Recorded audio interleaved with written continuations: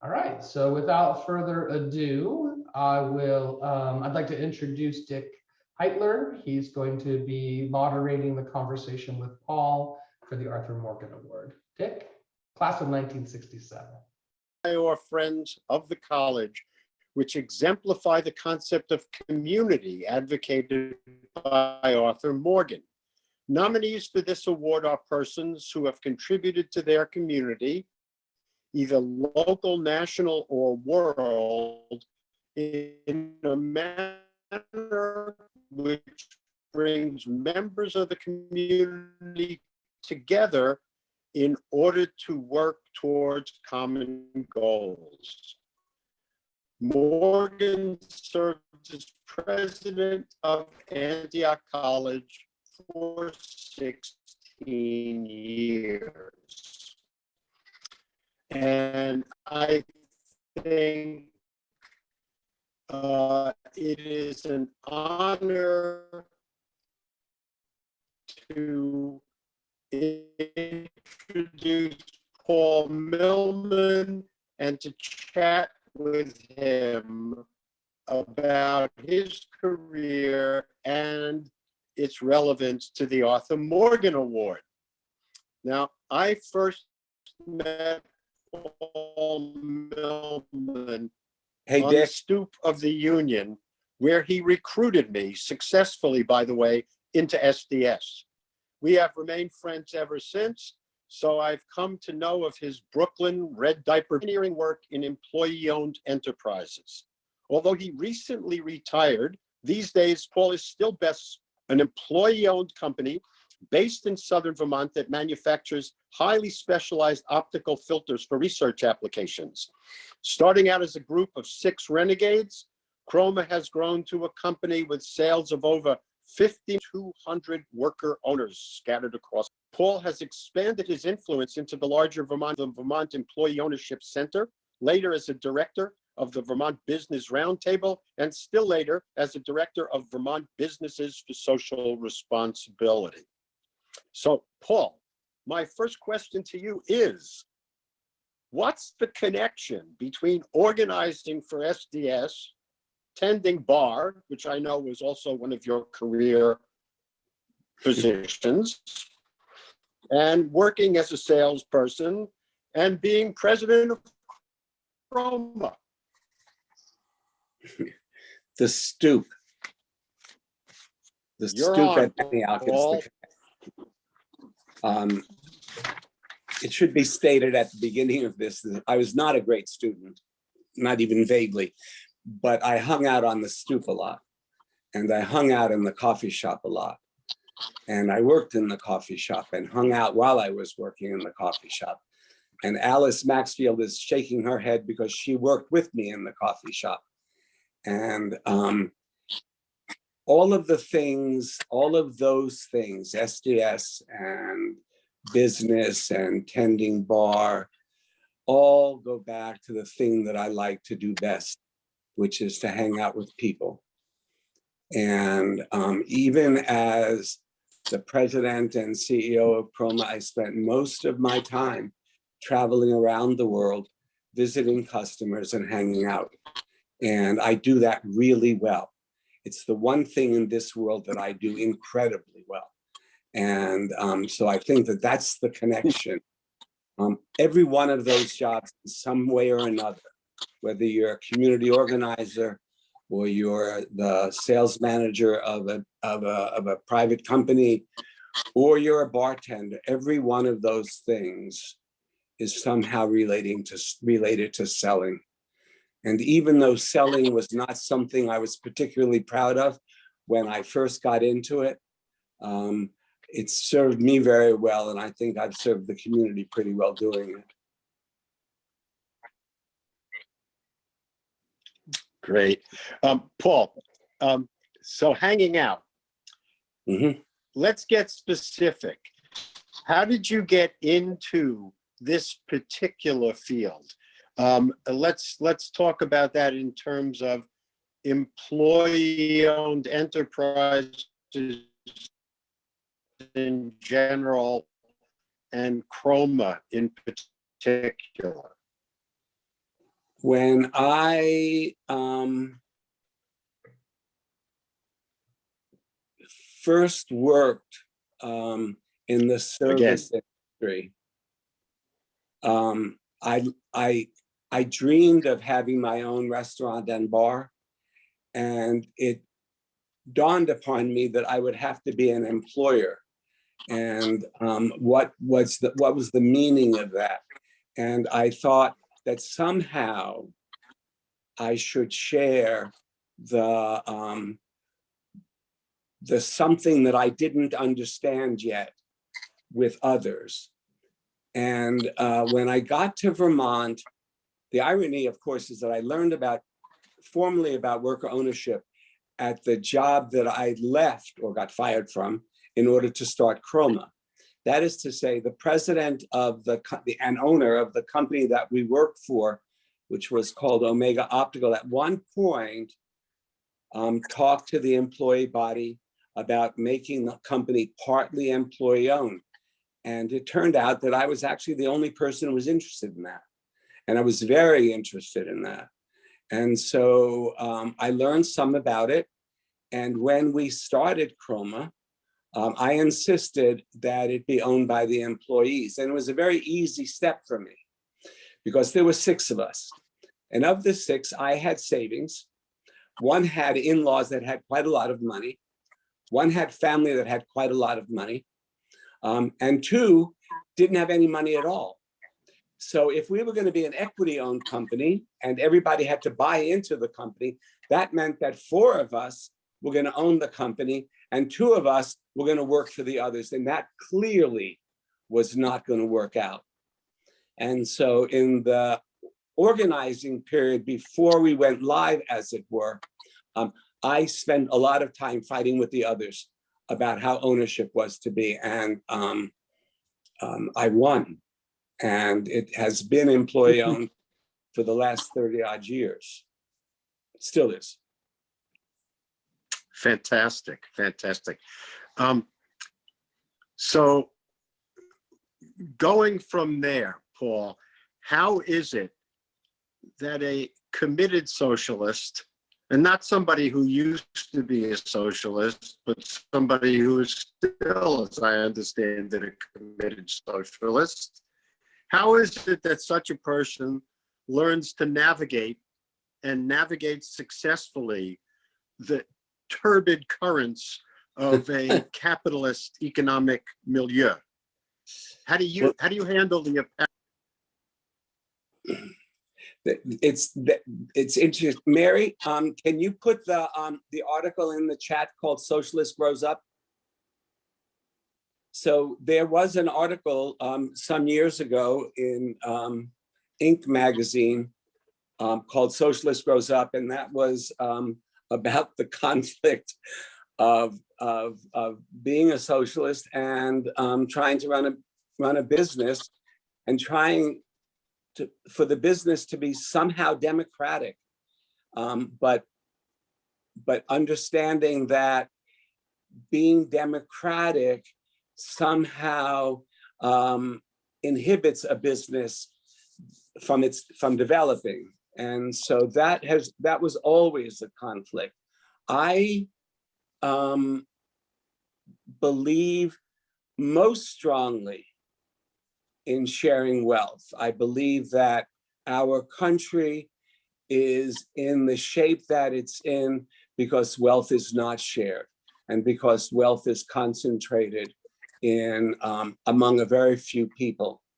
And I think that the op-ed pieces in the New York Times in recent weeks have all talked about this. And so Chroma was going to be a place where wealth was shared. And I don't know if this is when you want me to get into some of the details of that, Dick, but I can tell you that early on, everybody earned the same amount because we didn't have any money. So we had a minimum that you could earn and everybody earned the same amount. That has changed over the years, but Chroma has a relatively speaking egalitarian salary structure. It's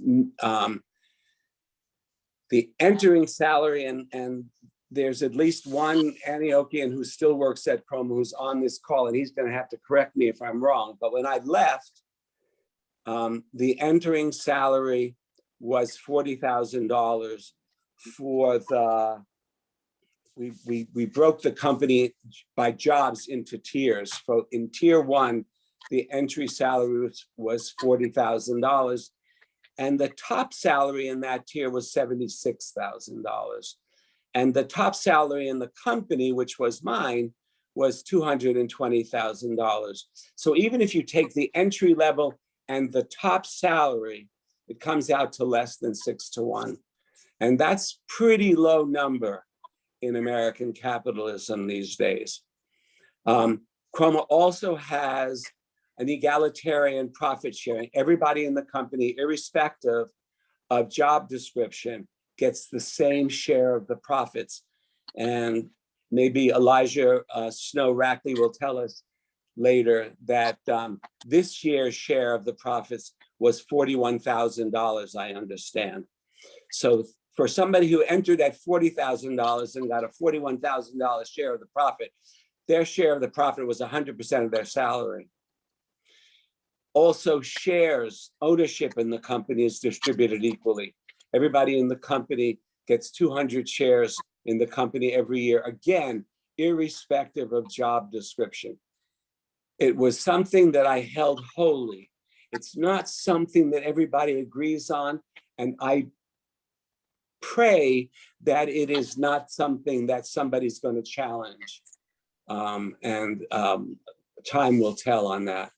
But I believe that wealth should be shared because we all create the wealth.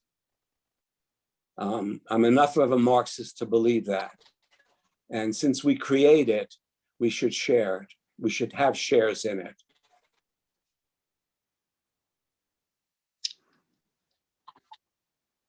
Next. We're not hearing you, Dick. That's great, Paul. It's also Okay, the now we are. perfect trigger for my next question. Yes. Recently, can you hear me now? Yes. It's the perfect trigger for my next question. The Nobel Prize in Economics was recently awarded to scholars who pioneered the use of naturally occurring experiments. And one could consider the histories of Chroma versus Omega, the company you split from, as one such naturally occurring experiment. Could you tell us a little bit about those two companies? You've already told us quite a bit about Chroma. What about Omega? And what about the outcomes for those two companies 30 years after they split? Did you get the question, Paul? Got it. First, I should say that I'm not seeing that you got the question. Yes. Can you hear me? Yes. Did you hear me? Yes. Am I gone? No.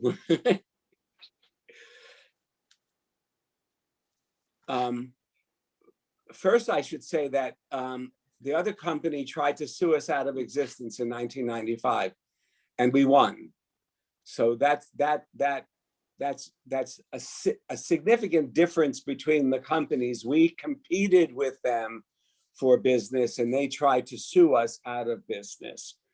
But around that time, our sales passed their sales and continued to grow over the years. And the difference between our sales and our impact on the community that we served grew and grew and grew. And last year, as is the want of a lot of business owners, they sold their company to a private equity company. We have been approached often by companies who wanted to acquire us. And at one point, the board of directors decided that they wanted to know what Chroma was worth in the marketplace, and whether that was going to be a precursor to selling the company or not, they never said. But we went through a dance with this private equity company, and at the end of the dance, they did informally offer us quite a lot of money for the company. But in the process, I called a friend of mine who was had been head of equities in a very large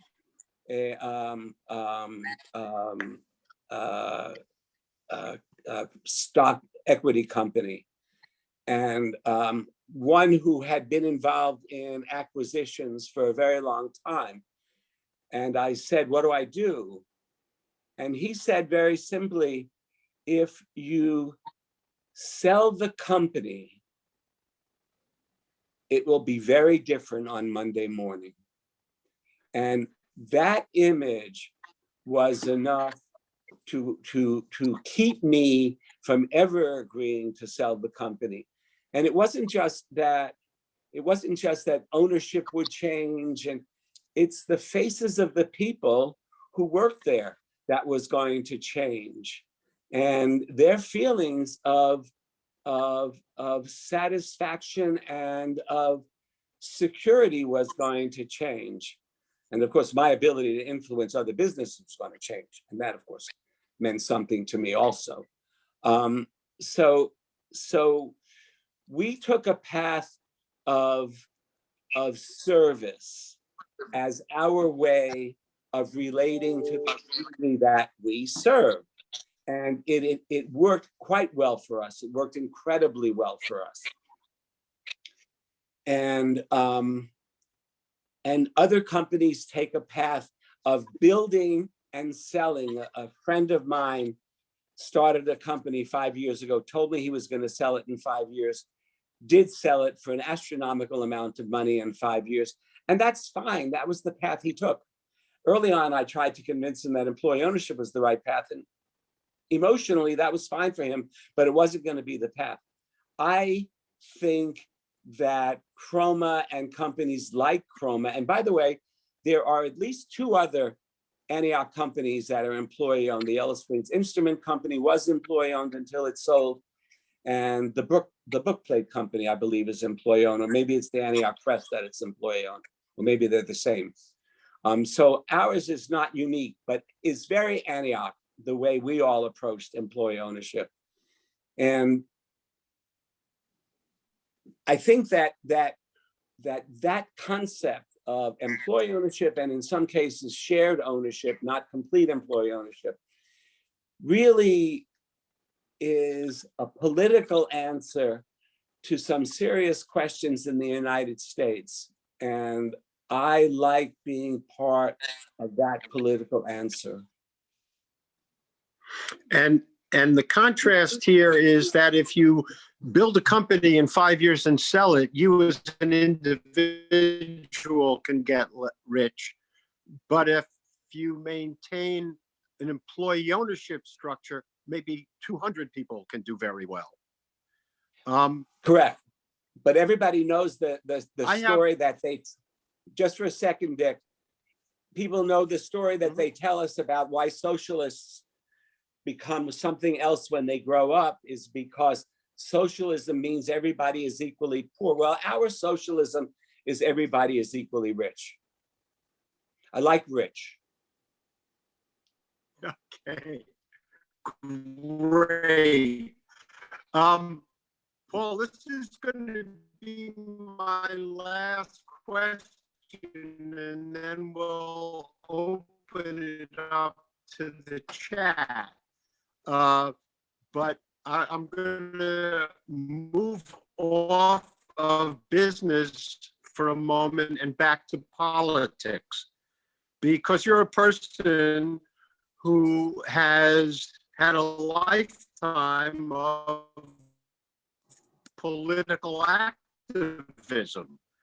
And how did running a business influence that political activism? Did it restrict it? Did it enhance it? Did it influence it in any way? Yes, very much so. Or it Again, there's a long enabled me. pause, so I just need you to give me a thumbs up if you heard the question. Paul? Yes, thumbs up. Do you want me to repeat the question? No, I got it. Can you hear me, Dick? I got it. Thumbs up. I'm going to repeat the question. Okay. Oh, you heard the question. Yes. Yes. The question is Okay.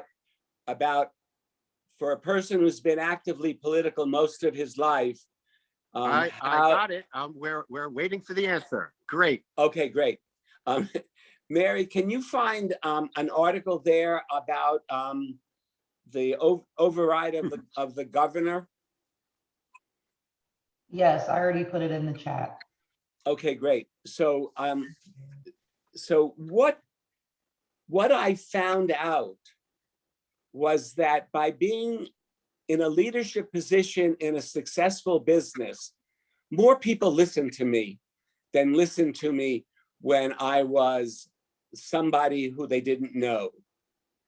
And it allowed me to do, I didn't change the world, but I got involved with people who were part of making change and had the power to make change both in the state of Vermont and make change in their own companies. And so I give you two examples. One of them is in the article about overriding the governor's veto. As you all may know, in the 1990s, Vermont adopted civil unions as a way for gay people to join in a relationship without calling it marriage, because we were afraid to call it marriage.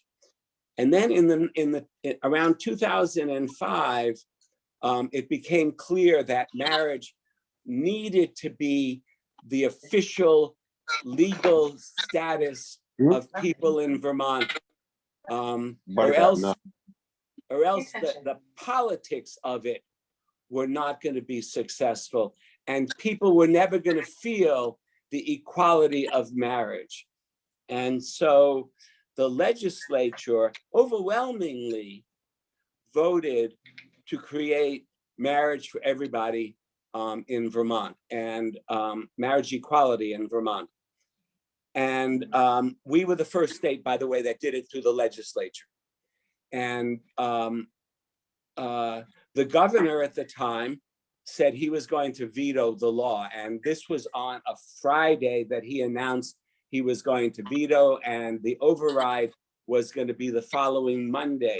So on Friday, I got together with a friend who also had a company, and we and others wrote up a document in support of the veto from the perspective of business. And from the perspective of business, it got press, especially because some of the businesses that signed on to the letter were not, as it were, the usual cast of characters. They were not only those of us who were progressive business people. And the veto was overridden on Monday. And the Boston Globe had written an article about it and published the entire letter. Sometime later that week, I got a letter through an email through somebody who was working at Chroma. And it said, "Dear Mr. Millman, hello.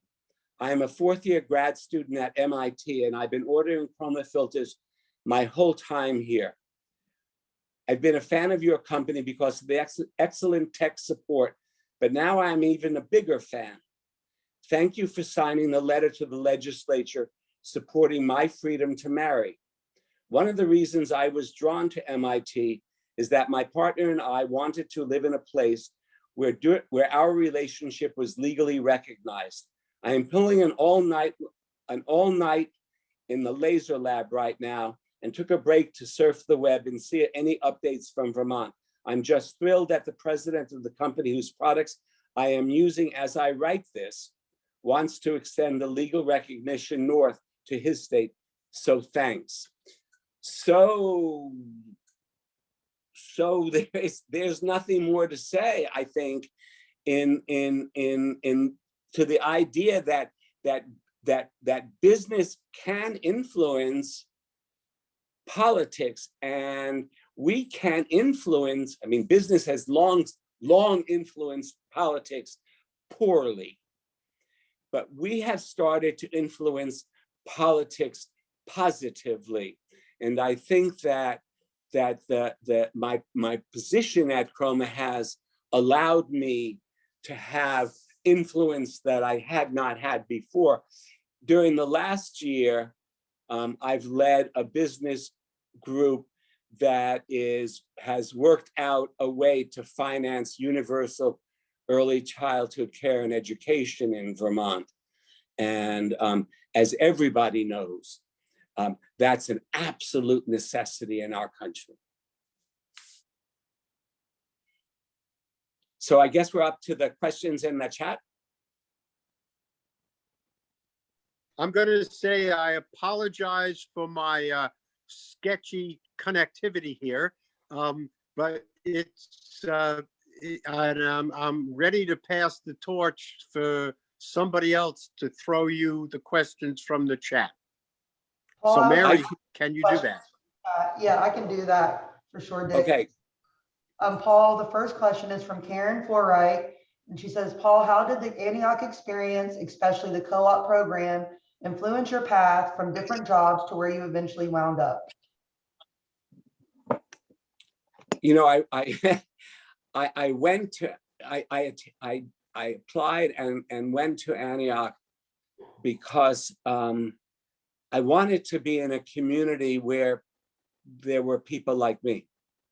I grew up, as Dick alluded to, in a household where my parents were ex-communists, and I had spent a large portion of my life hearing people say nasty things about them and me.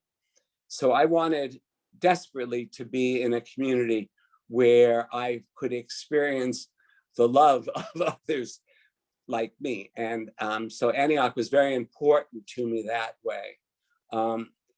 Antioch was important to me in a very other strange way. I came from a middle class family. My dad was a teacher. My mother was a community organizer, unpaid community organizer. I started working in the coffee shop, and for the first time in my life, I had money in my pocket, and that influenced me forever. It was incredibly important to me to have the independence that money in my pocket afforded me, and ultimately that leads to Tenny Bar, and it leads to Chroma, because what I wanted for me made sense to want for other people. I wanted everybody to have money in their pocket.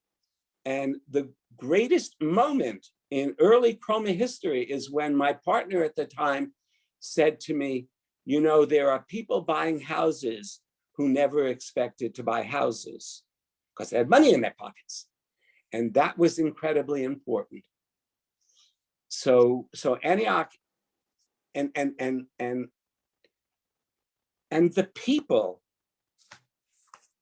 I mean, imagine trying to look harsh man in the face and say, oh yeah, I owned a company. I got rich and they got poor. It doesn't work.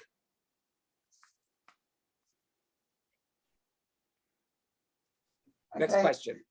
The next one is from Beth Bridgman. It's not really a question. She said it's a big shout out to one of our most loyal, dedicated, amazing employers.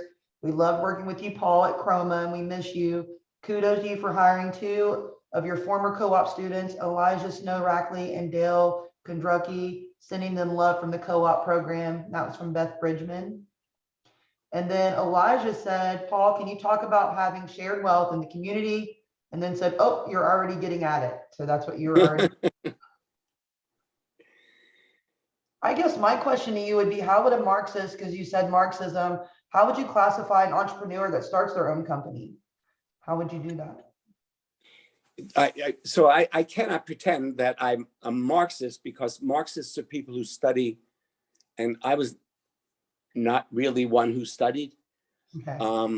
But I like the conclusion that that the people who do the work should at very least share in the ownership. I like the idea of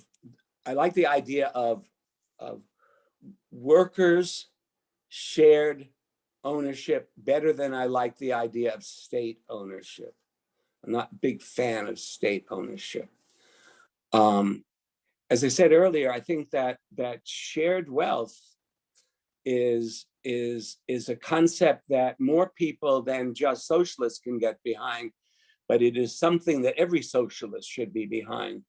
And I think that we can, even within the capitalist system, make the lives of workers better, and or allow the lives of workers to be better. And there are thousands and thousands and thousands of employees, workers in companies where they are sharing wealth, where the people who lead those companies, my guess is, don't think of themselves as socialists, and I don't tell them that they are, because they probably would freak out.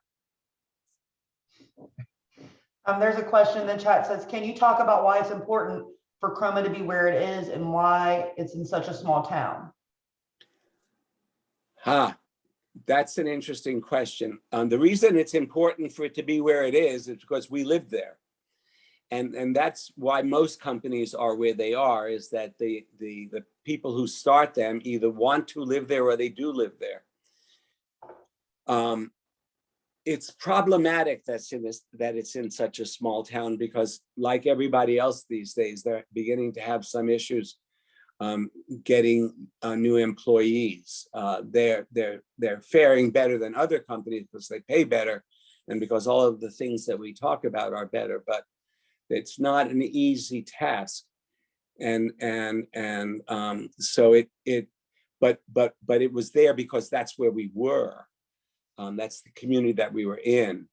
But it's important that it stay in Vermont, because it's part of what makes Vermont that odd place that people say, oh yeah, of course it happens because it's in Vermont.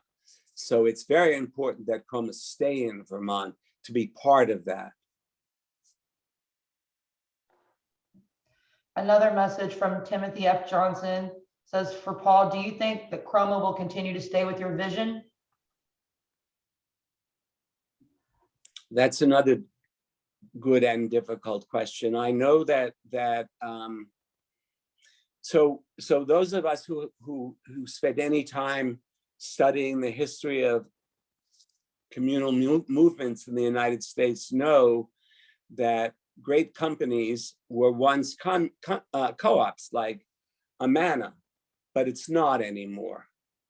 And so there were lots of companies that were, and as over time, as things changed, their ownership structures changed. And I don't know that, I think that Chroma will remain employee owned, unless they decide to sell it, and then it's problematic.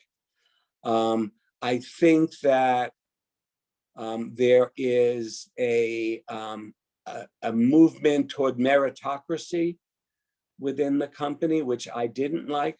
I came from companies that were meritocracies, and where everybody in the company had their performance the previous year assessed in order to decide what kind of raise or not raise they got.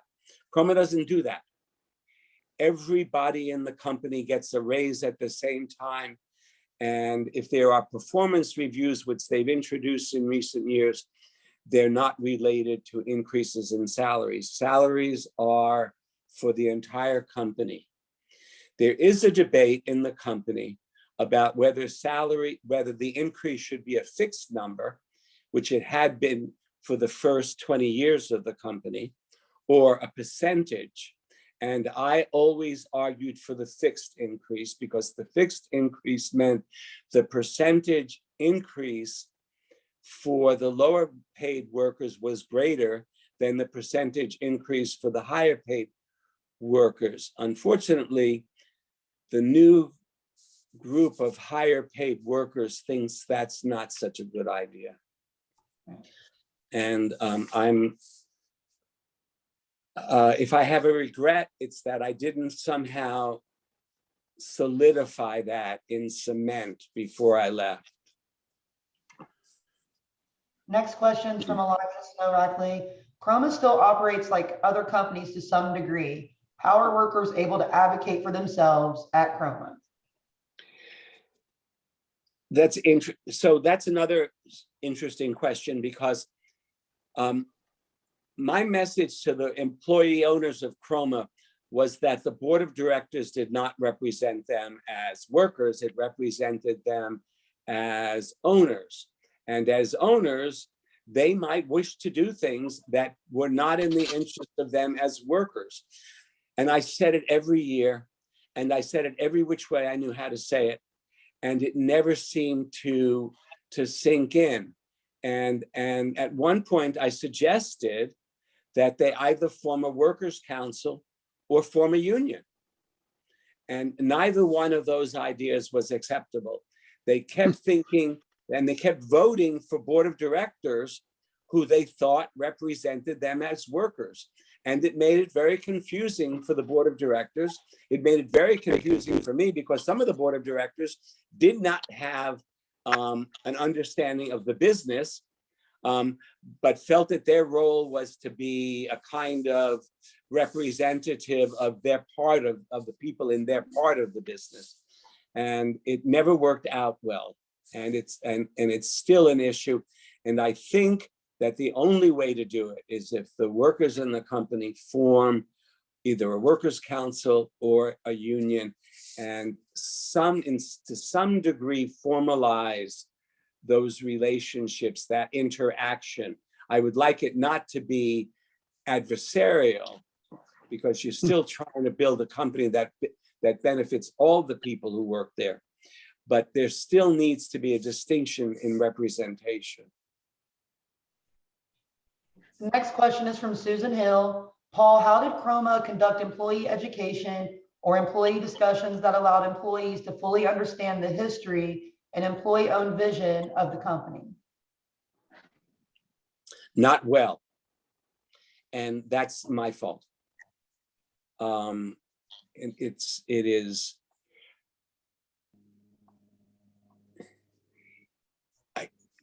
We grew very quickly at some point, so that I didn't have the same personal relationships I had with people. We would have lunches where small groups of people would have lunch with me, and we would talk about the history. But the history I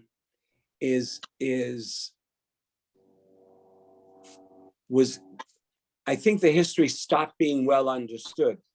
Toward the end, when I knew that I was going to retire, the important thing that I wanted, the history that I wanted to get across, was the history of our salary structure and how it evolved, because that I thought was the most important thing. And then COVID came. And so it never happened. And that's a problem, because everybody, of course, thinks that what exists now came out of whole cloth. It didn't. It evolved from a completely egalitarian system, which existed well for a long period of time, until we started having to be part of the other world, and started having to get people from the other world whose values were different, who thought that somehow salespeople were worth astronomical commissions, and somehow line workers were, and And while I was still there, that was a big struggle. And I don't think that I got that. I'm not sure that if I had done a good job of education, that I would have succeeded, but I would have had a better chance than not doing it. And just talking about it all the time was not sufficient.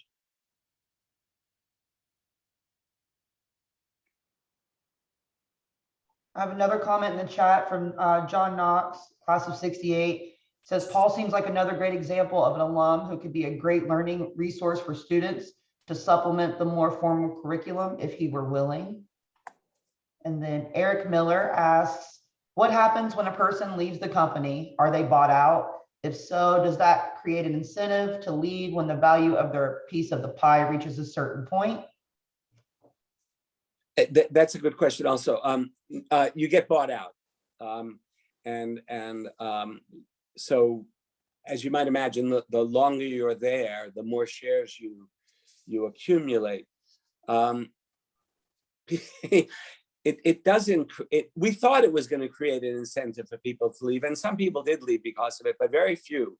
Chroma has a very low attrition rate, and largely because all the other stuff is part of the package, the profit sharing and the continual accumulation of shares and the salaries are all part of that.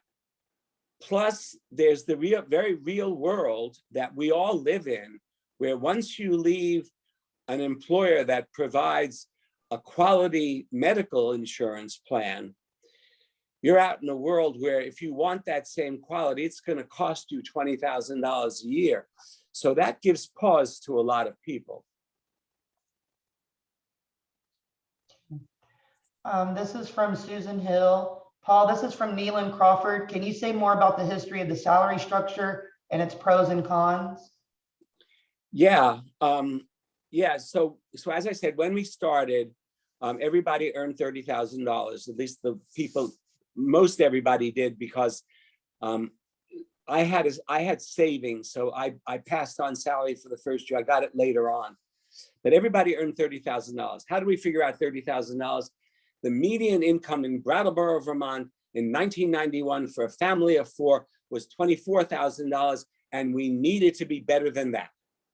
So we chose $30,000. It was a kind of an arbitrary number, but we chose $30,000. And for the first 5 years, everybody in the company started out earning $10 a week for the first 15 weeks, because everybody started out earning $10 an hour rather, for the first 15 weeks. So we kept that going for quite a while. And we kept the $30,000 figure for quite a while until year 5. And by that time, the profit sharing was way more than people's salaries. So we said, okay, we can afford to change this. And so the first change in Chroma is we had a new salary structure where the incoming salary started at $32,500. And over a 5-year period, everybody moved in increments of $3,500 to $52,000, which we thought was an astronomical sum. And if I tell you that nobody in the company had ever earned that much money, that's true. And that was really amazing to us. But the bonuses continued to get bigger and bigger and bigger because we were making that much money. So in 1999, we decided to extend it from 5 years to 10 years. And we increased the starting wage to $37,500 and the top wage to $75,000. And everybody moved from $37,500 to $75,000. And you see there's a ratio there. The first ratio from 5250 to 35 was 1.5 to 1. All of a sudden now we're at 2 to 1. So 75,000 to 37,050, but everybody moved in equal steps. The only ones who didn't move in equal steps were those who joined the company with experience, and they could start at step 2. And it was around that time in the early years of the millennium that people started, Chroma was growing incredibly fast, and we stopped being able to find people locally to fill jobs, and we started getting people from the outside world. And particularly in engineering and in sales, we started getting people who started instigating the idea that that somehow salaries should be connected to job description. And the first step in that and also, I'm going to tell you something that we did unconsciously that was illegal. And I think maybe they'll still bust me for it, but we paid everybody a salary. So there's what's called exempt and non-exempt employees in this world of the United States. Exempt employees are exempt from the wage and hour laws. Non-exempt employees are not. So you're supposed to pay non-exempt employees by the hour, and you're supposed to pay them time and a half for every hour they work after that. We didn't do that because we were paying everybody a salary, and we didn't know about it. And so at that time, we learned about it. So we said, okay, we're going to make everybody in the company hourly. So we made everybody in the company hourly. So whatever level you were of your salary, we made you an hourly worker. So at that point, I was, for instance, earning $75,000, and we made me an hourly worker. We also said there were some people whose jobs demanded that they work more than 40 hours a week every week. And if we paid them overtime for those hours, they would be making astronomical salaries. Again, I take myself as an example because I was traveling a lot. And when I traveled, I worked all the time. So if I worked 90 hours and 40 hours was straight time and 50 hours was time and a half, I would have made an astronomical salary. So he said, okay, we're going to cap that at 50 hours. So those people who worked in excess of 50 hours were held back to 50 hours, and you got 50 hours straight time. Non-exempt employees got time and a half for any hours over 40 hours. And exempt employees, if they worked more than 50 hours, could get 42 hours a week, 45 hours a week, 47 hours a week, and 50 hours or 50 hours a week. And so everybody was an hourly worker for a fairly long period of time until that same dissension came back again. And I gave in.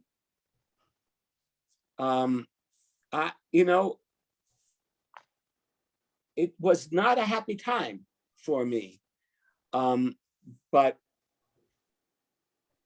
I gave in. And we had, when we had been at the other company, we worked out a tiered salary structure for them that was job related, so that everybody in these kinds of jobs earned this amount and everybody in these kinds of jobs earned this amount. And they never put it into practice. So I borrowed it and we modified it. And we came out to what I think were 4 tiers. And bye, Judy. So there was the first tier that was mostly production workers. And as I said earlier, their salaries started at $37.50 and ended at that point at $75. Over a 10-year period, they worked their way up. And then the next tier started, I believe, at 44 and ended at $82.50. No, and they also topped out at 75. And then the next tier, and there were jobs that we grouped together in each of the tiers. The top tier was sales and administration or something like that. And then we started getting people who refused to take the job unless they were paid higher. And these were people in places that we needed people. And so we started adding tiers. So 3 tiers went to 4 tiers, and 4 tiers went to 5 tiers. And finally, if I'm not mistaken, there are 6 tiers there now. And they range from that same or similar entry level tier and mostly production worker tier to and the next is customer service maybe, and the next is engineering number 1, and the next is engineering number 2. I forget all these things. Sales number 1, sales number 2, and the top tier is the C-suite at Chroma. And but along with this, I kept insisting that profit sharing, this was the big deal to me, that profit sharing remain equally distributed, because it was the profits of the company that everybody contributed to. And at any given moment, people in the first tier, in the production tier, might be more important than me. When there was a customer who wanted their product in a hurry, I wasn't going to be of any use other than to try to talk to him. And so at that moment in history, all of those people who made sure it got out of the building were much more important than I was. So in terms of the profitability of the company, everybody needed to share in it. And in terms of ownership, everybody needed to share in it, because we were owners. And there are no such things as unequal owners. So now we have that, now we've come to that state where the entry level salary is 76, and the topmost salary is 220. Thank you, Paul. We're gonna have to wrap it up. We really don't have that much time for any other questions. If you want to go down in the chat box by the 3 dots and you can save the chat and go back, there was a couple questions that we didn't get to, but I just wanted to say thank you once again, and congratulations on your award. Thank you. Thank you all very much. I have gotten other awards. Somehow this is more important than any of them. You are still my people. Thank you, Paul. Appreciate it. Thank you. Now we're going to move it over to the second part of the award ceremony. I'm going to introduce Dr. Stephen Thurston Oliver, class of 1990. He will serve as the moderator for the second half of the event. Dr. Stephen Thurston Oliver is currently the Associate Professor of Secondary and Higher Education at Salem State University. He is a sociologist of education whose research and expertise is focused on using contemplative pedagogy in K-12 teacher preparation and higher education programs as a catalyst for cultivating greater capacity among educators to engage across human differences. An advocate for environmental justice and sustainable food systems, Stephen serves on the Board of Trustees at Sterling College, an institution focused on human relationship with the natural world. Stephen graduated from Antioch in 1990, serves on the Alumni Board of Directors. Stephen and his husband, Jonathan, who is also an Antiochian, live in Lowell, Massachusetts, with their rescue dog from Puerto Rico. Without further ado, Dr. Stephen Thurston Oliver, take it away. Hello, everyone. It's great to see you all. And I couldn't think of a better reason to come together than to celebrate Sambia's Shivers-Barclay and to award her with the Rebecca Rice Award, which recognizes alumni of Antioch College who by their actions, achievements, and leadership have distinguished themselves and their alma mater. The recipients of this award are persons who have excelled in their vocation or field of study, and the award is named after the first female trustee and longtime faculty member of Antioch College. Sambia Shivers graduated in 1989. She graduated with a thirst for international relations fueled by AEA in Yugoslavia and the Netherlands, a BA in human development, and a minor in deaf culture. For the last 25 years, Sambia has worked with the U.S. Department of Education, currently with the Federal Student Aid Strategic Communication Conferences Management Team.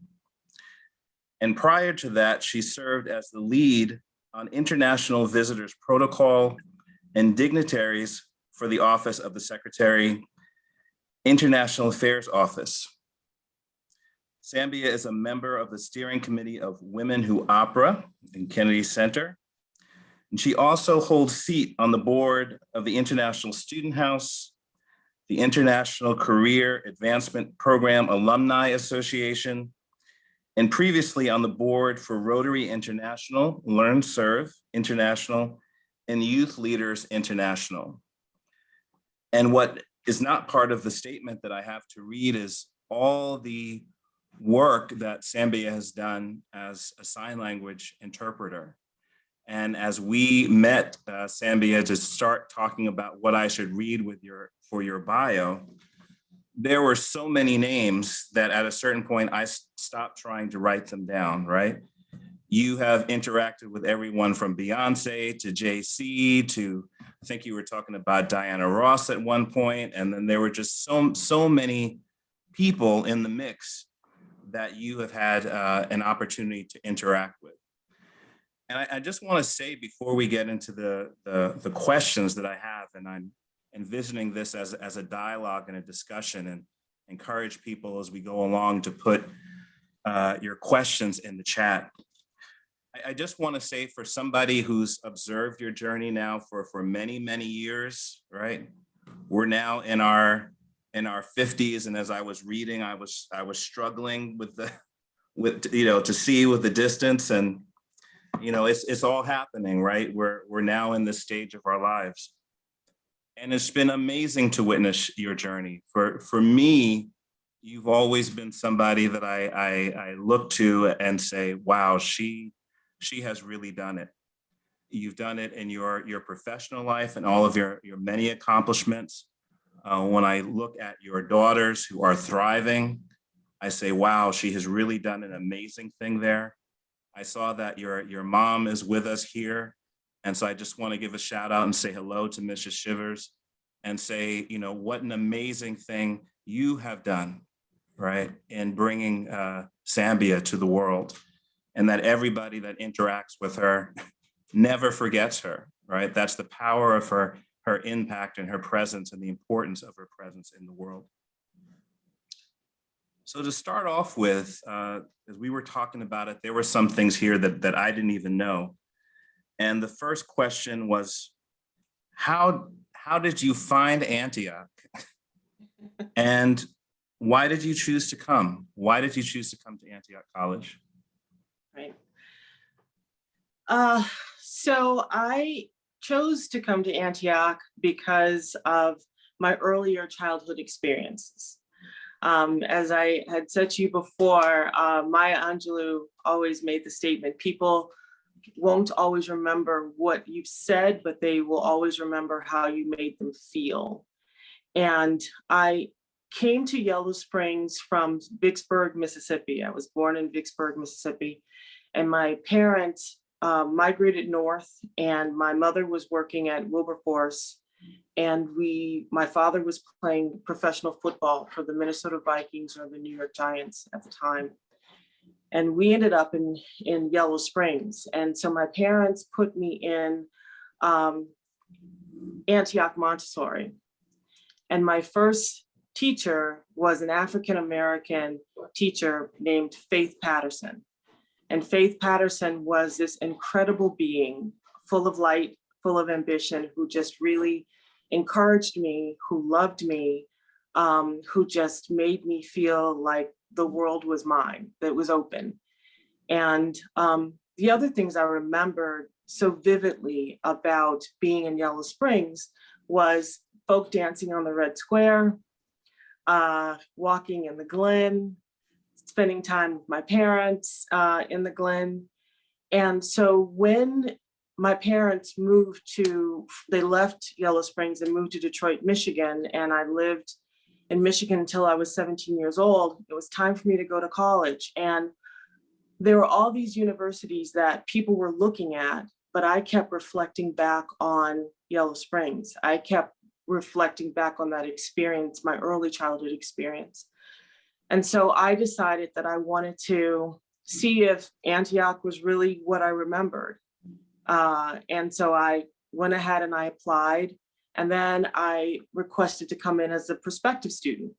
And when I came, it was exactly as I remembered. Folk dancing was still happening. and Faith Patterson was still there. And it was just an amazing place that really changed me, impacted me in a lot of ways. So that's how I found Antioch. See, again, that was part of the story I didn't know. I remembered you talking about Antioch Montessori, but I didn't know the story of how your parents ended up in Yellow Springs and that you were actually revisiting an earlier memory. And when we were talking about this, getting ready for today, you know, I had shared with you that like one of my lasting memories or images of you that I often call to mind is you just, it usually involves dancing, but in this case, it was you being just so full of joy, dancing and happy in the context of the Glen. Mm. So there was always something about you that was about connection to the natural world, enjoying and finding beauty in sort of wherever you are. The first interaction we ever had was you coming up to me to sing something in some event that was happening on campus. But the reason that you wanted to do it was so that we could be part of doing something for the community. And I remember just how invested you were in the idea of Antioch and the power of Antioch and what that meant to you even at that time. And that was something that I benefited greatly from in terms of feeling like, okay, I have come to a good place that has this history that I was becoming more aware of through having the opportunity to know you. All right, so you get to Antioch, and then I'm wondering your experience there, the 4 years, in what ways did Antioch meet or exceed your expectations? What was that experience like? Maybe even what were some of the challenges and how did you deal with whatever those challenges may have been? Well, I think that Antioch exceeded my expectations on many levels. I was a kid with a learning disability. I have dyslexia. And I think that many times people can fall victim to sniper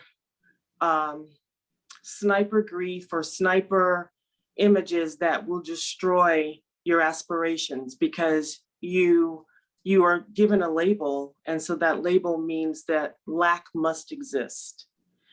And Antioch kind of took that label away and said, well, what do you have? Let's work with what you have. And instead of looking at what's not there, let's look at what is there. And let's learn how to expand that and how to grow that. And that's exactly what happened. So I had incredible mentors. I had mentors like Jewel Graham. I had Anna Otten, who was the French professor who would always say to me, Sambia, you're afraid to try yourself. And I was like, what does that mean? You know, now that I'm in my 50s, I can look back and I understand exactly what that meant. But being able to have a professor that could see that in me and say, you've got all of this potential, and the only thing that's really standing in its way is you. You know, you have to be willing to try yourself. You have to be willing to expand yourself and push past your comfort zone, which is what most Antioch people should be doing. So I had my first co-op at Crotchet Mountain Rehabilitation Center in Peterborough, New Hampshire. And there it was very, very interesting because as a person with a disability myself, with a learning disability, working in a facility that encompassed multiple children with multiple disabilities and learning how to address them, how to work with them, Crotchet Mountain, I got a shout out. Learning how to work with them learning how to have a deeper appreciation and understanding of their strengths, and learning how to communicate through sign language to the kids that either were nonverbal or the kids that were deaf was my first exposure to empowerment and my first exposure for working with kids with multiple disabilities. After that, after Crotchet Mountain, I had 2 stints at Crotchet Mountain, and I came back to Antioch, and my co-op advisor was Bob Parker. And I said, I'm really interested in this deaf thing. Like, I'm so curious about it. And he said, okay, well, I happen to know the dean of students at Gallaudet University. And I said, really? And he said, yeah, his name is King Jordan. We were friends. And so I know him. Maybe I can see if I can get you there. And I said, okay, fine, great. So he got me an interview at Gallaudet University. And when I went there, what I didn't know was working in an institution like Crotchet Mountain, you don't really learn how to communicate. You learn how to give commands. So you learn simple commands like sit, stay in your room. And I remembered being at Gallaudet University, having an interview with a doctoral student. And he said, and he was deaf. And he said, do you know how to sign? And I said, yeah, sit, stay in your room. And he's like, what? Sit, stay in your room. What are you talking about? And I said, well, that's what I know. And he said, no. We got to fix this. He said, there's something about you I like, but you don't know how to sign and you don't understand deaf culture. And so in order to work here, you have to know us. You have to understand our culture. You have to understand history. You have to understand our language. And so I said, okay, well, what do I do? He said, there's a place in Aspen, Colorado called Aspen's Camp School for the Deaf. If you can get a job there, then I will hire you. So I called Aspen and I said, are you hiring? And they said, no. And I said, they were like, why? And I said, well, there is a place I want to work. It's Gallaudet University. They're like, yeah, everybody knows Gallaudet. It's the Harvard of deaf schools. And I said, and I need to get a job with you in order to work there. And they said, well, do you have a medical background? Well, at that point in time, the semester before on Antioch's campus, I had taken EMT training. And so I said, well, I'm a non-certified EMT. And they said, good enough, because they desperately needed somebody with some type of medical anything to be on campus. And so I got hired. I got flown out to Aspen and was immersed in the deaf community. You opened your eyes, you were signing until you closed your eyes. And so I quickly learned language, culture, understanding all the different aspects of deafness, understanding decibel levels. And if you're at this decibel level, it means you have a little bit of hearing. If you're at that decibel level, that means you're profoundly deaf, and understanding what it meant to be hard of hearing. And I brought all of that back to Antioch's campus and said, okay, they said if I could work at Aspen, then lo and behold, I can do this. And they go ahead. So I got hired on at Gallaudet to work in the Ely Center. And the Ely Center was the center that focused on employment, career development for deaf individuals. And I was also a student taking classes as a special student, one of the first hearing students that was allowed to be on Gallaudet's campus. And during that time frame happened to be the most significant time that you could possibly ever be on Gallaudet's campus, because it was the monumental protest called Deaf President Now. So I don't know if you want me to go on or talk a little bit more about it. We're gonna circle back to that. In a little while, we have some pictures to share you. I think one of the pictures that you provided for me to share was from that event. Mm-hmm. But I want to unpack a little bit about what you said, just to mirror, for everyone sort of how extraordinary this really is, right? And Sambia, for you to maybe look internally a bit to kind of figure out how did you manage to do right these things that you're talking about, right? A lot of us went to Crotched Mountain. Okay, I went to Crotched Mountain. I didn't have that experience, right? I was cold. we were there, you know. Yeah. And you were somebody who I remember, like you might have been struggling in, you know, some particular course you were taking. But things like Japanese, you would excel at the study of Japanese. And knowing you during the time that you first were engaging with sign language, it was sort of that similar kind of thing. You just took to it and you ran with it. Mm-hmm. And somehow you had that tenacity to not only take advice that was coming to you, but follow up, right? A lot of people would have just given up at that point. You know, are you hiring? No. Okay, you go on to the next thing.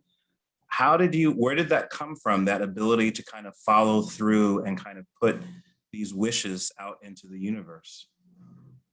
Well, so circling back right quick, using sign language and Japanese is they cater to different parts of the brain. So whereas I took French and failed it at Antioch, i.e. Anna Otten, you're afraid to try yourself. You know, I didn't realize how close French was in as far as linguistically to the English language. So I would find myself writing French words in English and English words in French, and it was a mess. But with Japanese, when you're dealing with kanji and hiragana and katakana, it's very different because you are dealing with characters. And so the characters, my brain couldn't confuse them. So it was a lot easier to work with Japanese for me, and sign language as well. Sign language it's not just the communication of your hands, it's the communication of your entire body. Your entire body becomes a vehicle of communication. So it worked for me. It worked best for me. Bilingual AF. Yeah. See, now I'm getting a flash of you in the basement of Quarry signing to Whitney Houston. a Whitney Houston song, right? I want to dance with somebody. Yes. And that was a whole sort of amazing thing in and of itself, what it is to sign a song like that. And I think that was one of the memorable things about that particular evening. So we're in a moment now where you know, Antioch is struggling, right? And those of us who are alumni, we cast our mind back to our experiences, and we want some of what we experience to be present for Antioch now, that students could get to experience some of the same things. Understanding that we're in a different time now, and it may need to look different or manifest itself in different ways. But what would you say were the distinct strengths of Antioch in the time that you were there? There was just a tremendous amount of support. There was a tremendous amount of communication. I remember sitting down with older students and hearing their stories. And I wouldn't have known of Crotched Mountain if I hadn't heard Denise Rodriguez and Nivea talk about Crotched Mountain. If I had not heard them talk about it, then I wouldn't have known, oh, hey, this is a possibility. I think that really encouraging students to push past their comfort zone and understanding that when you're in college is the best time for failure if you're going to fail. So now is the time to at least give it a try, to be willing to try yourself, to be willing to take that co-op that you may have never even thought about. Stretch yourself, you know, you can take something that you're comfortable that stays within your comfort zone, fine, but always stretch yourself, always be willing because you'll never know what opportunity you might come upon in that co-op that all of a sudden leads you down a path. I had no idea when I went to Cratchit Mountain that that was the beginning of my journey. I had no idea that that was the beginning of my my assignment, because there is something in the deaf community and there is something in the international community that I truly believe is my assignment, because everywhere I go, it finds me. I've been in 85 countries and I have met deaf people everywhere I've gone. So it's been really, really fascinating that no matter where I go, I'm meeting someone deaf or I'm engaging in the special ed community and learning a lot about empowerment in the special ed community. Can you say a little bit more about what you mean when you say your assignment? I believe that everybody has a path. I believe that everybody has a journey. And I think that sometimes when you are on your path, the pathway just opens, doors just open for you. But doors open because you keep trying. Mm-hmm. You know, I think that it's important to just keep moving forward, to keep trying. There's so many people that give up, they stop, because what I was saying before, they hear it in their head. I'm too tall, I'm too fat, I'm too skinny, I'm dyslexic, you can come up with a million excuses as to why you should not continue along your journey. Mm-hmm. But it's a lot to be able to take that deep breath and say, okay, there's something here and I'm willing to stick it out and figure it out and stay on that path. Yes. Just wondering, how did you learn first how to hear, right? When you say you hear that voice in your head, how did you learn how to hear that voice? And then how did you learn how to trust yourself about what that assignment should be? Ooh, the trust comes from the validation of you continuing to try and seeing the results. The trust comes from, I've tried it and I've tried it. And, it's like water against stone. You keep trying and then eventually it's gonna go through. Mm-hmm. And also for me, like there are things I know that aren't on my path. Excel spreadsheets are not on my path. They're just not. It doesn't mean that I can't do it. Yeah, but I know it's not on my path. There is a certain breath that you feel when you are on the right path and the right journey, because everything just starts to just fall into place and you go, okay, I guess I must be moving in the right direction because everything is falling into place. Doors are opening up for me. Opportunities are presenting themselves for me. People are seeing me. For example, when I worked for the president, I did not seek to be Bill Clinton's interpreter. Didn't seek it at all. I was on a stage interpreting the inauguration for the mayor of Washington, D.C. And I just got approached and said, hey, we are looking for interpreters for the president, and we'd like to know if you'd be interested in trying out. And I did, and I got selected. And then for the whole 4 years of the first administration, I was Bill Clinton's interpreter. Mm-hmm. See, one of the experiences I've had over all these years, and just again to mirror this for everybody, is you'll say something like that very casually. It's like when I was interpreting for the president, like that is just the most normal thing to have happen, right? But that is an extraordinary thing and an extraordinary experience, and I think you've had so many experiences like that, which is part of why I wanted to dig down and ask you these questions about, the how of it, in hopes that maybe some students who might come back and hear this video could start to imagine or conceptualize their own future and their own possibilities Right. from the stories that you're offering up. I want to shift now to talk a little bit about professors, faculty. Were there faculty members that were there at the time who had a profound impact on you? Bill Graham. Jewel Graham, without a doubt. Mhm. Steve Schwarner, Elaine Comegys, without a doubt.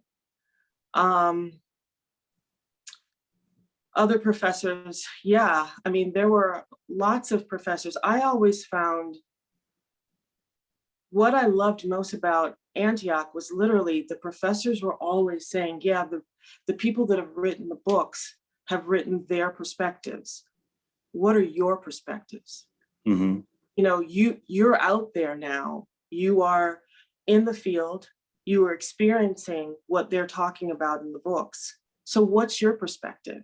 Mhm. And it was just so great to be able to bring that perspective back to the classroom and to have it heard and to be able to have intensive conversations. That was pretty amazing. So that later on, when I went to graduate school, I found myself being able to approach it in a different way. I approached graduate school from an Antiochian perspective, which people were not prepared for, because I went to a very traditional graduate school. So when I was like, who cares what this author wrote? This is what's happening in the real world. And they're like, you know, or, you know, you're challenging the professor about their thoughts or about their viewpoints. So being given permission to be able to think independently and to even challenge my own thoughts and grow and to continue to grow was what was really significant for me on Antioch's campus. Again, it was, yes, we know your deficiencies, what you're labeling as your deficiencies, but are they really your deficiencies? Because your deficiencies actually are strengths in other areas. And I did not realize that until I went on co-op, until I all of a sudden started to work with people with multiple disabilities. And I started to say, wow, you are deaf and you have a PhD. Wow, you're deaf blind and you have a PhD. Wow, you know, and then you're like, well, if you can do it, I can do it too, because I'm right here with you. You know, we're all in this special ed community together. Yeah. You know? And you all of a sudden, instead of feeling shame and pity and excuses, you start to see your strengths. So that's what I would say to future Antioch students or young Antioch students now. You know, don't listen to that small voice that says you can't. Keep trying until you find that door that opens for you. Because there is a door that opens for all of us. Yes. Yes. So it's a matter of finding that door that opens for you. It doesn't have to mean the door that your parents sent you to. It could be, you know, like the previous presenter, Paul, said, he loved working in a coffee shop, and working in the coffee shop gave him, you know, the path, started the path to his journey. That door that opened for him. There's a door that opens for all of us. And so it's sometimes being willing to discover that in comparison to going to what's prescribed to us by the aspiration of others. Absolutely.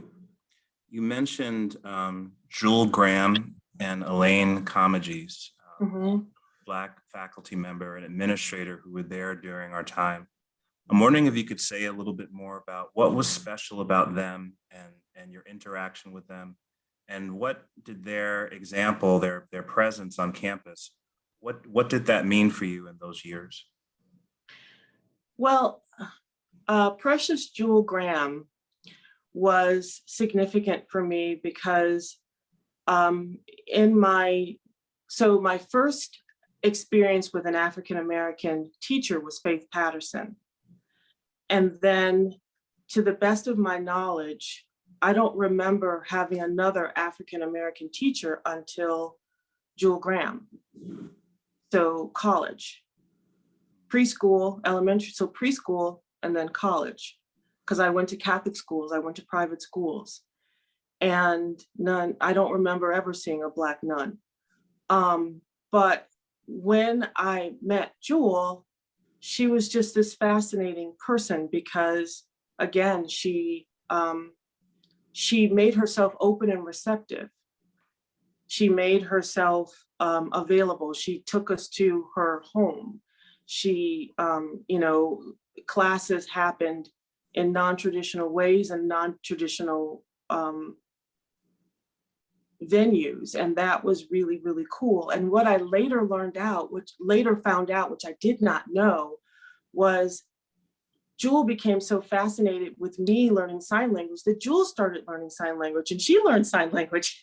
And I didn't know that until I attended her funeral and found out that sign language actually became a big part of her. And even when she was passing, when she became nonverbal, she started to sign. So that was pretty touching for me, because later on, when I had children, I was sure to drive them back to Yellow Springs to meet Jewel Graham and to meet Faith Patterson, who were both alive at the time. Elaine Commergies was not. But Elaine Commergies was important because she just always checked in, always tapped in. How are you doing? How is it going? How's your experience? Where's your co-op? Where are you going? And that was pretty significant, to be able to have someone just tap into you that looks like you, that can understand you from a cultural perspective. And that was pretty significant for me. Mhm. Okay. So you've talked a little bit about your career trajectory and the full range of experiences that you've had. I'm wondering, we want to hear a little bit about the evolution of that path, right? Mm-hmm. When you say, if you know you're on your path, doors open for you. Maybe you could describe a little bit about how that happened.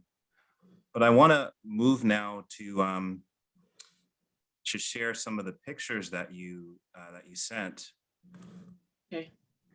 for us to look at, and wonder if you could tell us a little bit about what's happening in these images. So that was at Gallaudet University during the Deaf President Now protest. And because I am an Antiochian, the one thing I know how to do is protest. So, if there's inequality happening and, we need to protest for equality, then I got that.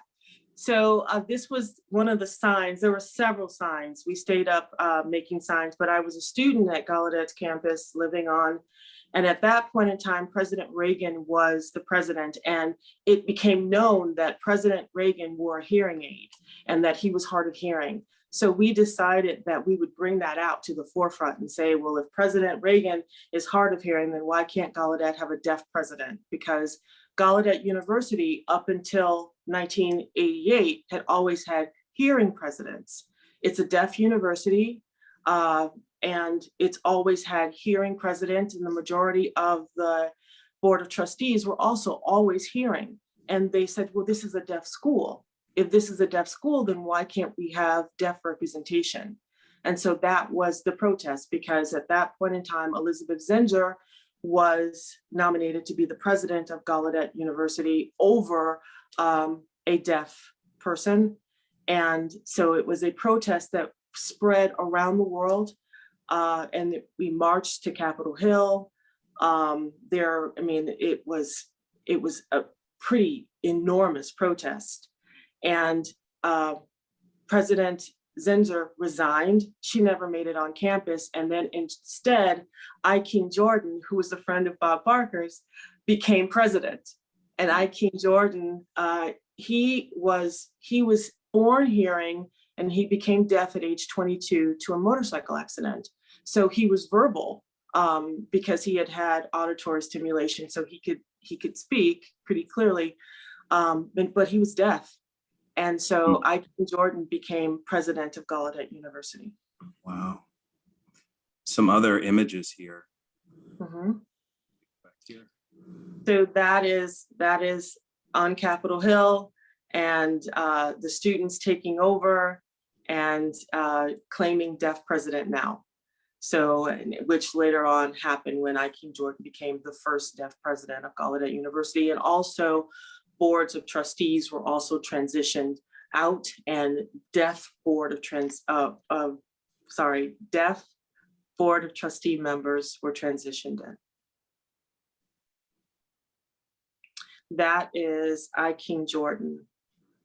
Somebody's not seeing images. I don't know. me stop share here. Come on. Oh, maybe it's just one person, I'm not sure. Okay. Yeah, they were, the photos were definitely appearing in the Zoom session correctly. Okay. So the picture that you showed was, yeah. So that is I, King Jordan, in the center, Mhm. and I, King Jordan, became the first deaf president of Gallaudet University as a result of the protest.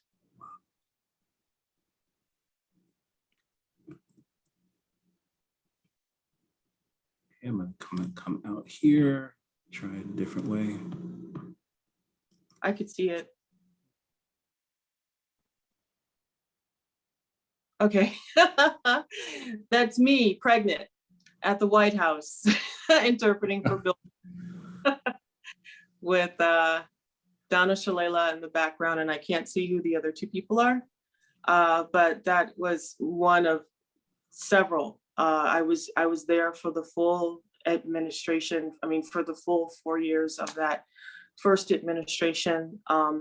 I also interpreted the inauguration for Bill Clinton. And during the inauguration, I was one of the interpreters who interpreted the church service. So if you are ever bored and have nothing to do and want to watch the opening of the inauguration, you see me for a short period of time interpreting for the inaugural. It's fantastic. I remember you telling me that, I always heard of Bill Clinton, that he had the ability to remember people's names if he ever met them once. And I Yeah, remember you saying that anytime he saw you, he, knew who you were and asked how you were doing. he did. He was very friendly, very kind, very tall. We're the same height. He's a little taller than me. And also, I think what touched me most about the president was that he noticed when I had the baby. I was pregnant with Sana, and that Sana is my second child, and I was pregnant with her. And when I gave birth, he said, "Oh, you had the baby." So that made me feel great. I've worked with lots of principals, lots of dignitaries, and sometimes you could ride up the elevator with them and they don't remember you from one floor to the next. So the fact that you remembered that was a pretty sweet thing. Right.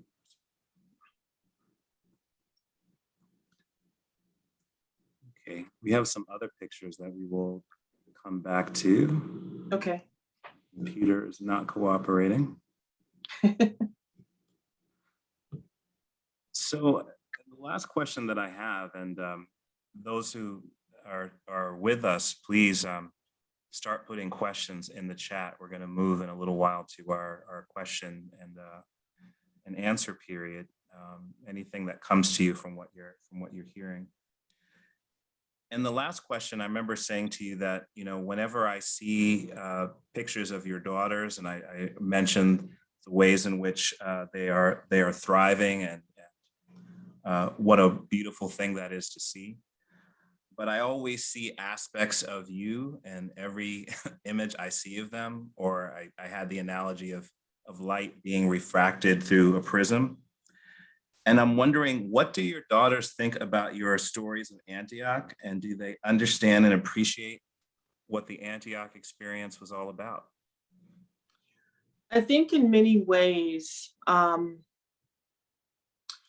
in some ways I've passed the baton and they've taken it and just run with it. My daughters are incredible, strong, brilliant women that are independent. They think for themselves. They march to their own beat. They are unapologetic about it. They are socially active. They are leaders in their community. They are also leaders with universities that they have attended, Earlham, Howard University, and Mount Holyoke. They are currently, 2 of them live in London and 1 of them lives in Atlanta. But they really, I feel like I just passed the baton and they just took off. And I just look at them in awe. I definitely know 100% that they have an appreciation for the Antioch experience. And they definitely have an appreciation for the GLCA experience because their father graduated from Oberlin. So you've got Oberlin and Antioch in the house. You're gonna have something interesting occur.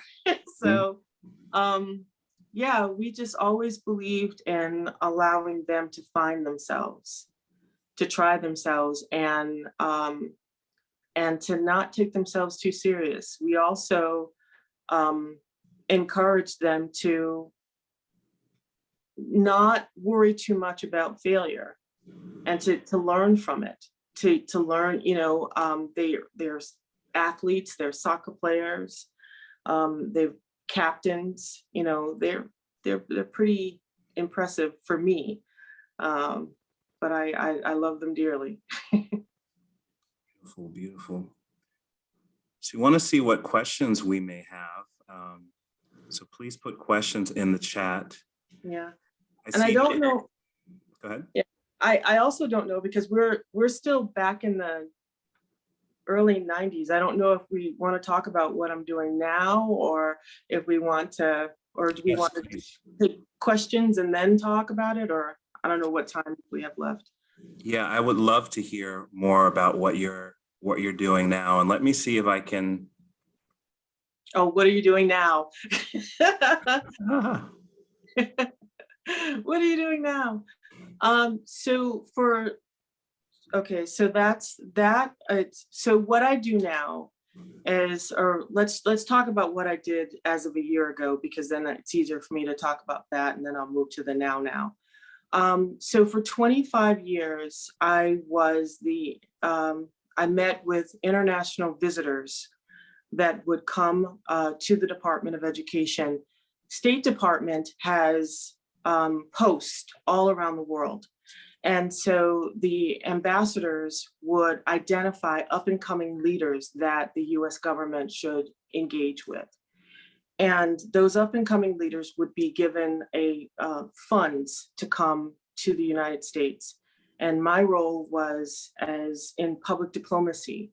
So my role was to engage with those leaders. And sometimes the leaders were anti-US, sometimes they were pro-US, you never knew. But what was important was for us to engage with them in order to create a pathway for our senior leaders when they travel to those countries. One good example of that was Nicolas Sarkozy. Sarkozy was a former international visitor. And so when he became president, not only did he become president, but 7 members of his cabinets were also former international visitors. And the relationship that he had with our president at the time was based on the foundation that came from the International Visitors Program and the relationships that he had established. So that was what I did for 25 years with the Department of Education as working with international visitors. I would meet with approximately 1,500 international visitors. And I also was responsible for the Secretary of Education's protocol. I handled protocol for 5 secretaries and would have the responsibility of engaging with the embassy. And I was kind of the face of the Department of Education with the embassy officials and would work with embassy officials. I also always pushed special education. And so the picture that you see there is a program that is sponsored at the Department of Education every year that's called the Very Special Arts. And they would bring in students with disabilities. And I was part of the organizing committee that worked with that. And I was always interpret their program and loved working with the very special arts community, even at the department. So this next photograph is what a delegation looks like. I don't have my glasses on, so I can't read the flag, but this is a delegation of dignitaries that would come in to meet with the Secretary of Education to talk about bilateral agreements or education frameworks. And so it was always a diplomatic mission. and I was responsible for arranging the diplomatic mission as well as the engagement with the embassy. That's what it looks like when we're sitting at the table. I'm down at the end. And this one is with Secretary DeVos and a Asian delegation. And again, this is what diplomatic missions look like on the inside. So this is, I think, I love all the pictures. This was one of my favorites. I kept coming back to this image, just wondering what's going through your mind when you're sitting at the table with people that we read about in the news currently, and high-powered things going on in and around, and you're part of it. What are you thinking about? Well, so I'm responsible for putting together the briefing book to get the secretary ready, and also working with the education attaché at the embassy. We work together to make sure that when our principals come together, that to have a dialogue, that the dialogue is substantive. That's really important. I'm also responsible for the protocol. So the exchange of gifts, ironically, is a very significant part of protocol, and you're making sure that you're not doing any, there are no faux pas that are happening. You're not giving an Asian delegation anything white or a timepiece to, to signify death or things ending, or nothing sharp. Like you'd be amazed. You look at the country, and then you have to follow the protocol, making sure that you are honoring culture and tradition. So yeah, so it's not just the subject, it's not just the agreement and the bilateral exchange and the frameworks. It's everything from when they enter the door, dealing with security, and again, the exchange, the flags. You'd be surprised how flag protocol is really significant. You can insult a country if you have that flag touching the ground or backwards or wrinkled. It gets pretty intense from time to time.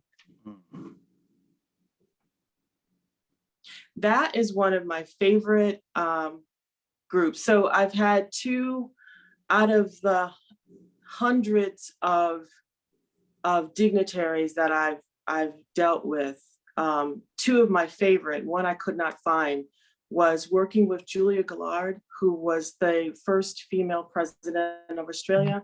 She was formerly the Secretary of Education, and then she came back as the president of Australia. And it was a pleasure to work with her both times, because working on a presidential detail is very, very different than a secretary detail. And the level of protocol that goes into that is unbelievable, but it was amazing.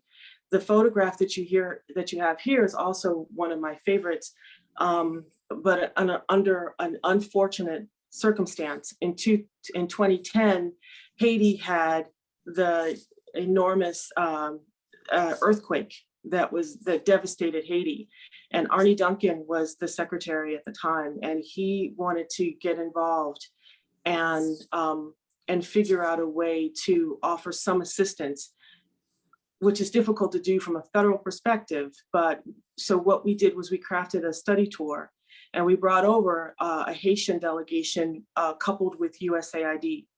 And they came over, and we structured a study tour of federal, state, and local, so that the Haitian delegation could understand how it works in the US. We helped them structure their framework, their education framework. And it was just an amazing experience to do that with Haiti. That's a visitor. So the other ones that you've seen have been my dignitary meetings. This was a visitor delegation that came in, and is an example of what that looks like. When visitors come in, often I will recruit an expert from the department that will cover a subject matter that they are interested in learning about, so that they can gain knowledge, and they take that knowledge back to their country. We always think of it as a ripple. because you give knowledge, and my expertise was the foundation of education. So you give the knowledge, and then you bring in an expert that drills down and focuses on specific areas of interest. They take that knowledge back to their country, and then they apply it, and others benefit. I really like this picture too. Okay, so what questions do we have? I know there's so many things we could talk about. We have about 10 minutes remaining. I see Nivea is here, and Nivea was one of our comrades during the era when we were on campus. I don't know, Nivea, was anything left out?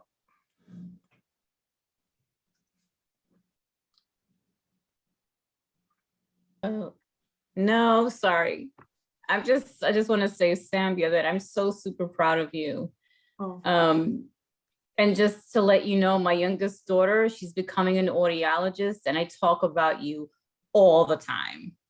You know, when I told her that you had gone to Gallaudet, she was like, oh, super excited, because that's her deepest interest. Is anything hearing, non-hearing is her calling, it's her passion, just like yours. So yeah, you influenced her a lot.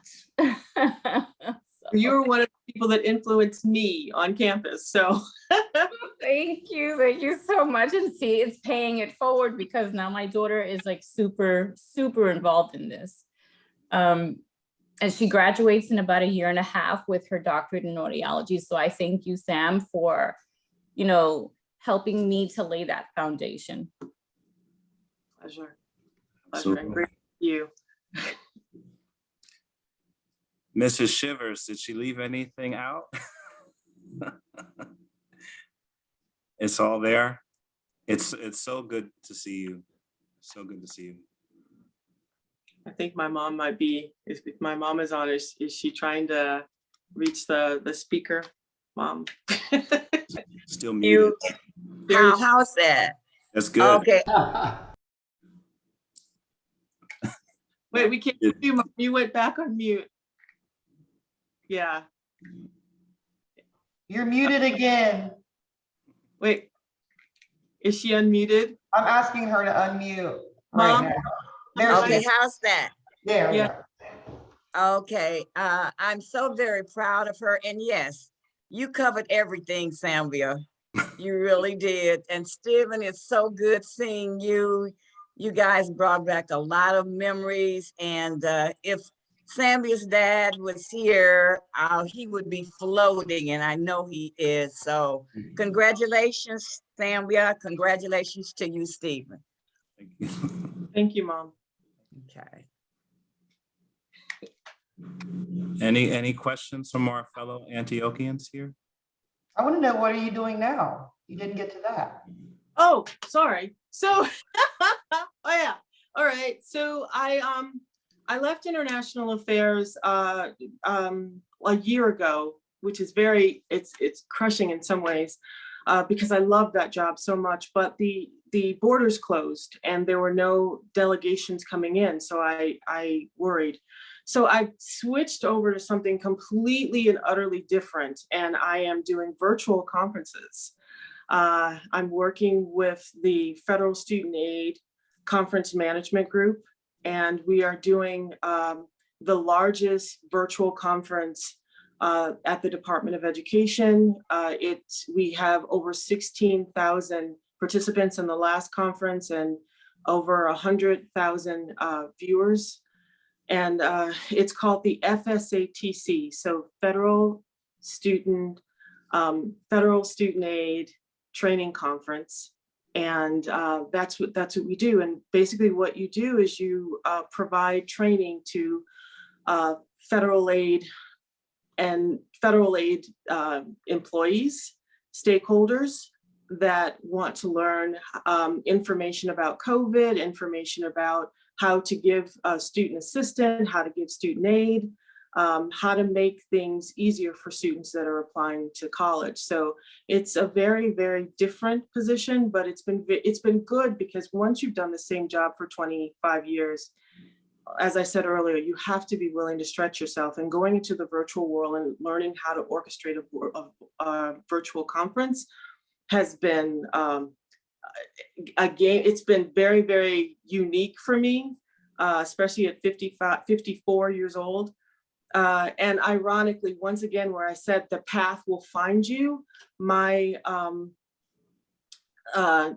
office has already asked me if I will interpret the opening for this upcoming conference. So whereas I thought I'd gotten away from interpreting, I'm going to be back doing it. So that's what I'm doing. Maybe time for one more question, if anyone has another question.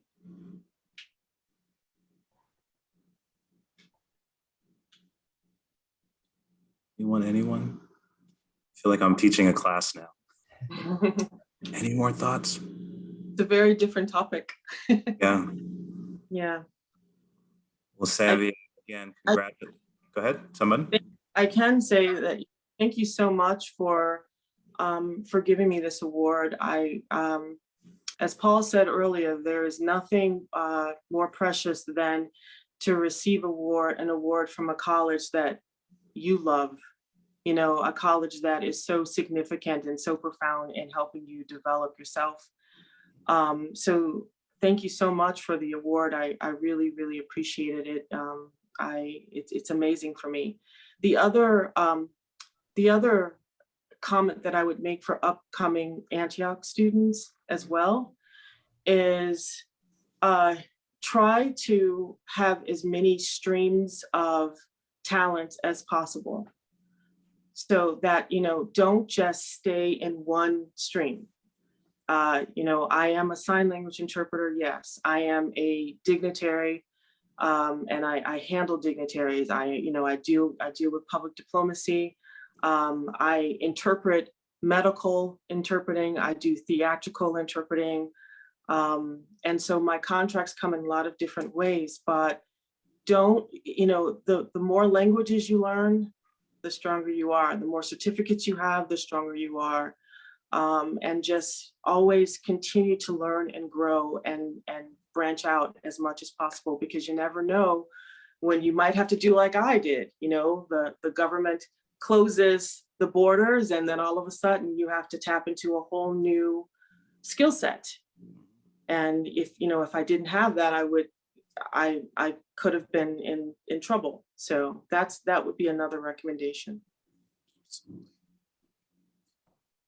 Thank you very much. Thank you everyone for being here. Sambia, congratulations again. So very well deserved and wonderful just to spend this time with you. And I will now hand it, yes. Hand it back Thank you, to Mary. Thank you, Stephen. And thank you, Sambia, and congratulations. You're such an inspiration, especially being an alum, a woman of color. I just want to say I listened to everything you said. I hung on to every word. This was like amazing. So I want to say thank you. And a big shout out to Paul Millman for his award too, and for the moderators of those. I want to remind everyone that next Saturday we have Div Dance, and our very own April Wolford is DJing. She's gonna be cranking out those jams. We got Clean Gene. He's gonna be spinning some tunes too from class of 71. I put the registration links in the chat. We have Time of Remembrance on Sunday. Before Div Dance is gonna be the Decades Gathering, so I'm excited about that. I'm gonna try to sneak in everybody's room though, because that's just how I am. I'm gonna try. I don't know that I can. Maybe, I don't know. But I hope to see everyone there. And I just want to say thank everyone for joining us, and congratulations to Paul and Sambia again. And if you want to see the chat, you can always save it in the chat box. Those 3 dots will let you save it. You can go back if you feel like you missed something, Paul and Sambia, then you can reach out to alum that way. I just want to say thank everyone for joining us. Thank Bye. you.